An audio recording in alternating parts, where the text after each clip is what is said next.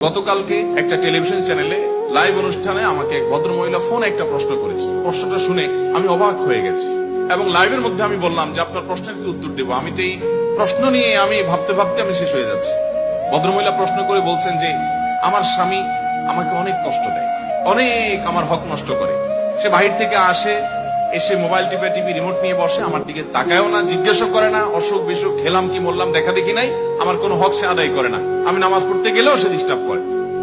শেষ পর্যন্ত আমার নামাজ যেতে অসুবিধা হয়, সে 2টা-3টা পর্যন্ত নানান গুনাহের কাজে লিপ্ত থাকে।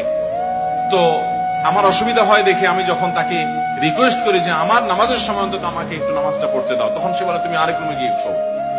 তো ভদ্রমহিলার প্রশ্নের বিষয় হলো, বলতেছে হুজুর আমার জানার বিষয় হলো এই যে আমি আরেক রুমে গিয়ে ঘুমালাম, এতে কি আমার স্বামীর অধিকার নষ্ট করলাম কিনা। আমি বললাম সুবহানাল্লাহ, এত জুলুমের মধ্যে থেকে একজন মুসলমানের চিন্তা হলো যে আমার দ্বারা কোনো জুলুম হচ্ছে কিনা, আমার দ্বারা তার কোনো অধিকার নষ্ট হচ্ছে কিনা, এর নাম মুসলমান। এটা হলো খাঁটি মুসলমানের আলামত। এই একই ভদ্র মহিলা তিনি একই টেলিফোনে আরেকটা প্রশ্ন করেছেন, বলেছেন যে আমার ছেলে আমার গায়ে হাত তোলে। ভয়ঙ্কর একটা ব্যাপার, যেখানে যেখানে মা বাবার সামনে শরীরের ময়লা ধুলাবালি ঝাড়ি দেওয়াটাও রীতিমতো তাদের প্রতি অবাধ্যতার সামিল, গুনাহের সামিল। কোন কোন সাহাবী সেই মানটি বলেছেন, সেখানে মা গায়ে হাত তোলে এক কুলাঙ্গার সন্তান। তো তিনি বললেন যে আমাকে প্রচন্ড আঘাত করার পর আমি খুব কেঁদেছি কষ্টের চোটে। যেহেতু কষ্ট হয়েছে সেজন্য আমি কাঁদলাম। আমার কাঁদার কারণে আমার সন্তানের কোনো ক্ষতি হবে কিনা, এই হলো প্রশ্ন।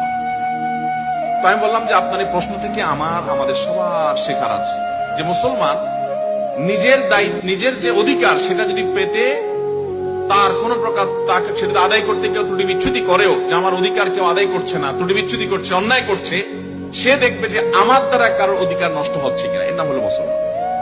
আমরা আজকাল সবাই অধিকার সচেতন কিন্তু কর্তব্য সচেতন না।